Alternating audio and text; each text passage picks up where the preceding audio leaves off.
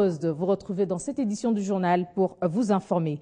On débute avec les gouverneurs des provinces de l'RDC qui ont échangé avec le président de l'Assemblée nationale, Oba Minakou, ce mardi au Palais du Peuple. Au centre des échanges, l'applicabilité des lois votées et promulguées en rapport avec le fonctionnement des provinces. Dans le but d'assurer le suivi, ils devront être consultés régulièrement en commission économique et financière, mais aussi en commission politique, administrative et judiciaire.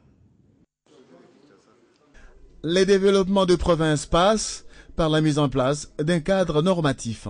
Ce travail a été effectué par le parlementaire congolais qui ont voté les lois devant favoriser une bonne gestion des entités décentralisées. À ces jours, plusieurs dispositions prises souffrent de la mise en œuvre.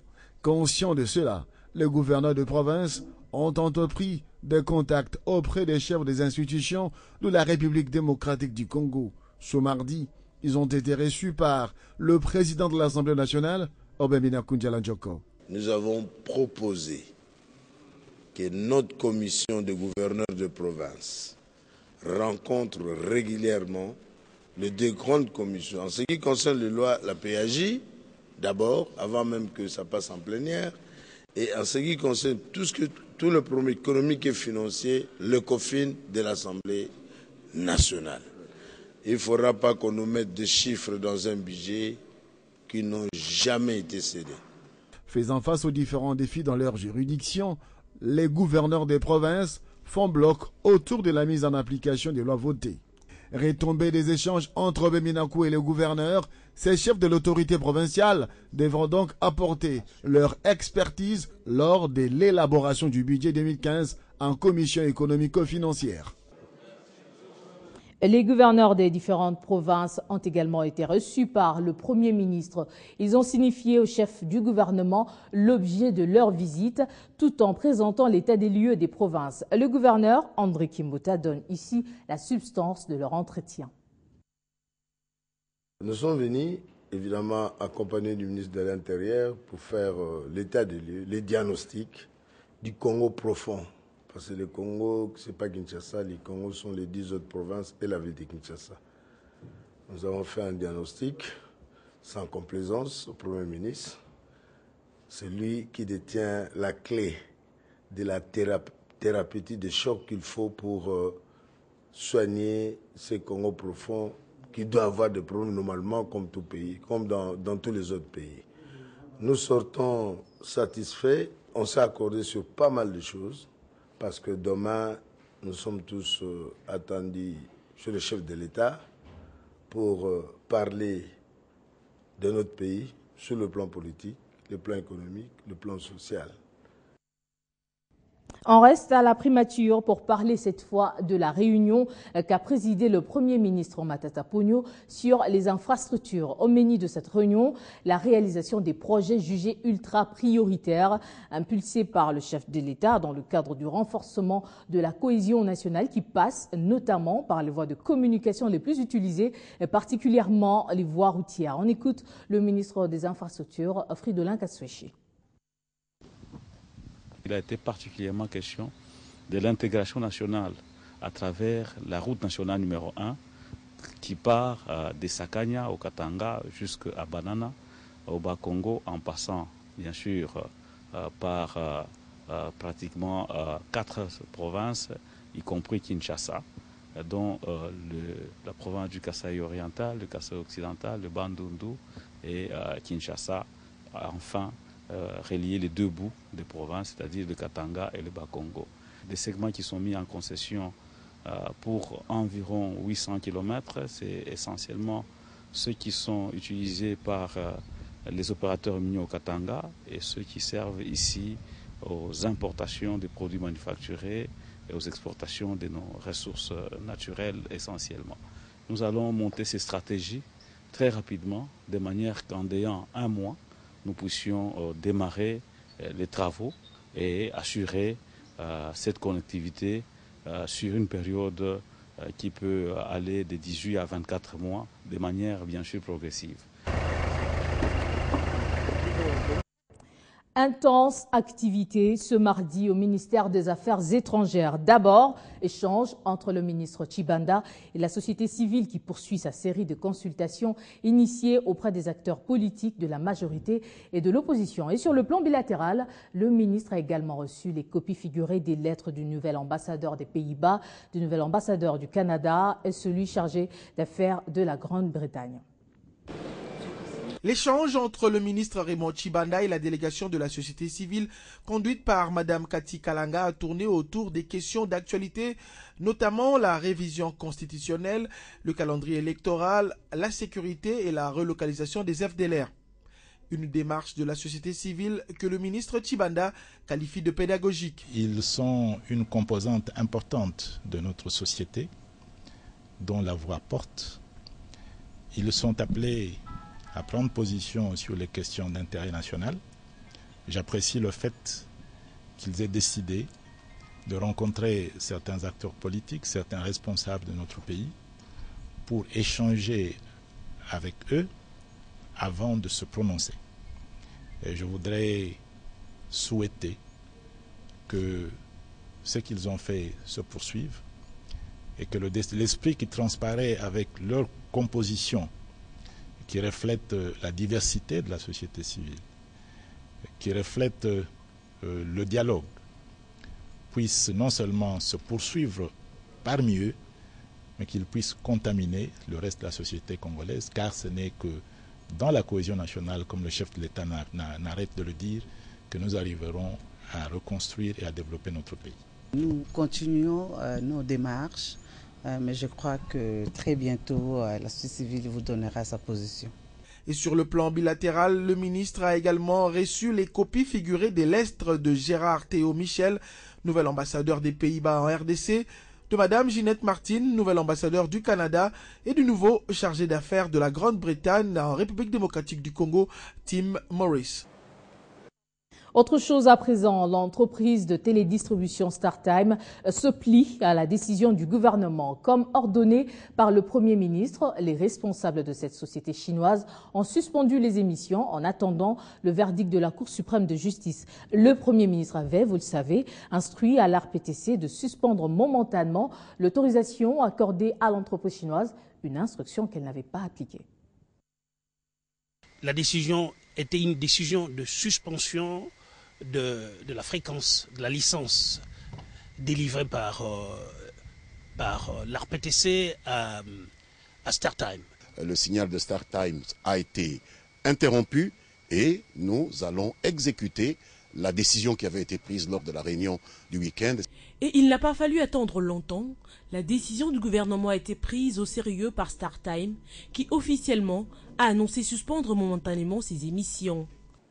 Indépendamment de sa bonne volonté, elle regrette d'être obligée de suspendre momentanément ses émissions. Entre-temps, l'on s'interroge sur les conventions entre la société chinoise et ses clients.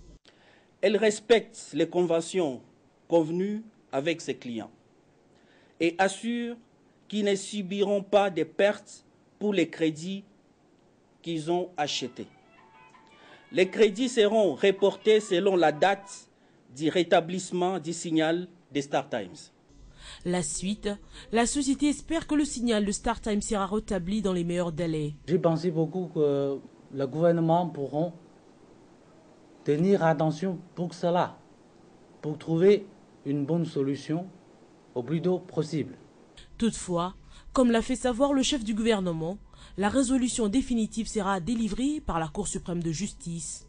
À noter que cette annonce de la société intervient après la réunion convoquée par le chef du gouvernement, le Premier ministre Matata Ponyo. Réunion de crise tenue lundi 8 septembre 2014 à la primature, à laquelle a pris part les ministres de médias, des PTNTIC et le vice-président du CESAC. L'actualité en province nous emmène d'abord au Nord Kivu, où le représentant du chef de l'État et conseiller en charge du social et éducation, Masuga Rugamika, a inauguré ce mardi à Goma l'école du cinquantenaire avec un coût global des travaux évalué à 919 000 $ américains. L'école comprend 5 bâtiments avec 22 salles de classe pour une capacité de 850 élèves et un internat de 100 élèves. Déjà, pour la rentrée, elle accueille 550 élèves. Mathieu Kamango est notre envoyé spécial sur place. L'inauguration solennelle de l'école du cinquantenaire a eu lieu ce mardi 9 septembre 2014 à Goma. Un ouvrage achevé de construction sur fonds propres du gouvernement provincial du Nord Kivu. Un ouvrage qui a coûté 1 900 000 $ américains au gouvernement Julien Paluku. Un ouvrage qui allonge la liste des réalisations dans le cadre de l'émergence d'ici l'an 2030, tel que prôné par le chef de l'État, Joseph Kabila. L'école du cinquantenaire, dont l'initiative remonte à la cérémonie des 50 ans d'âge de la RDC, organise en son sein des options spéciales dans les perspectives de former des techniciens ici à l'est de la RDC. C'est au nom du chef de l'État, Joseph Kabila Kabange, que le conseiller spécial du chef de l'État en charge des questions culturelles, M. Masuga Rugamika, qui a félicité le gouvernement provincial du Nord Kivu pour ses gros travail abattus dans les chantiers éducation et infrastructure. De son côté, le gouverneur Julien Paluku s'est dit très réjoui de voir l'école du cinquantenaire être achevée de construction en dépit des soubresauts qui ont caractérisé le Nord Kivu depuis le lancement des travaux de cette grande école en date du 23 août 2010. Julien Paluku s'est surtout dit convaincu qu'assurer l'éducation des enfants, c'est garantir l'avenir de notre beau Congo. Depuis Goma, Mathieu Kamango, Télé 50. Et au Sud Kivu, la rentrée scolaire a été également effective, mais selon les statistiques de l'UNICEF, près de 2 millions d'enfants de 5 à 17 ans, dont la moitié sont des filles, ne sont pas scolarisés. Selon eux, le gouvernement provincial du Sud Kivu ne ménage aucun effort pour que le nombre d'enfants non scolarisés baisse. Au Sud Kivu, un demi-million d'enfants de 5 à 17 ans, dont plus de la moitié sont des filles, ne sont pas scolarisés. Ces statistiques fournies par l'UNICEF démontre qu'il est urgent d'agir, d'où cette campagne d'inscription de tous les enfants en âge d'aller à l'école. Le vice-gouverneur Gabriel Kalonamboulou a dit que le gouvernement provincial soutient l'initiative et renouvelle son engagement en faveur de tout ce qui touche au bien-être de l'enfant. Gabriel Kalonamboulou lance un appel à tous les partenaires éducatifs. J'invite les membres du gouvernement provincial, les bourgmestres et administrateurs des territoires, à s'impliquer activement dans cette campagne en vue de faciliter l'inscription massive et gratuite de tous les enfants en âge d'aller à l'école. D'ores et déjà, l'UNICEF se dit prêt à s'impliquer pour que cette situation change. Le représentant de l'UNICEF. La rentrée scolaire qui a été effective depuis ce lundi au Sud Kivu a donc été l'occasion de sensibiliser tous les intervenants dans la scolarisation des enfants, car selon le directeur provincial de l'EPSP au Sud Kivu, il est inconcevable que l'accès à l'instruction soit réservé actuellement à une catégorie limitée d'enfants. En sport, éliminatoire Coupe d'Afrique des Nations Maroc 2015, les léopards congolais seront reçus ce mercredi à Lubumbashi au stade tout-puissant Mazembe par l'équipe sierra-léonaise pour le compte de la deuxième journée de ces éliminatoires. Après la défaite de sa sélection 2-0 le samedi dernier face aux Lions indomptables du Cameroun, Florent Ibenge, sélectionneur des léopards, promet de corriger les erreurs commises lors de la première journée. Il a déclaré au cours d'un point de presse tenu ce mardi à l'issue de leur dernière séance d'entraînement. Josué Muyumba, notre correspondant, était sur place. Après leur défaite du week-end dernier face aux Lions indomptables du Cameroun, les léopards du Congo-Kinshasa se sont réarmés moralement, raison pour laquelle ils ont repris le chemin d'entraînement avant d'affronter demain l'équipe nationale de la Sierra Leone. La brève séance de ce mardi a été beaucoup plus consacrée à la touche au ballon sur jeu réduit avec, dans le bois, le principal gardien Robert Kidiaba Mouteba. Comme l'exige la réglementation de la CAF, l'entraîneur des Fauves congolais s'est livré à la presse. Il a commencé par donner la raison de l'absence du capitaine Youssouf Moulumbu, tout en affirmant l'optimisme pour la rencontre de demain. Alors pour demain, je pense que vous l'avez vu aujourd'hui, il ne s'est pas entraîné depuis sa blessure. Donc ça sera difficile pour qu'ils puissent jouer ce match-là. Quant à l'état d'esprit, là, vous l'avez vu aussi, l'état d'esprit est bon. On a perdu, certes, ça nous a fait énormément de mal, mais à côté de ça, on est des professionnels. Hein. Il y a 3 résultats dans le football. On peut perdre, mais après, il faut se relever. Donc, on a bien parlé. Vous avez quand même vu que c'était une équipe en construction. Donc, on ne se connaît pas très bien. Là, on est en train de se découvrir.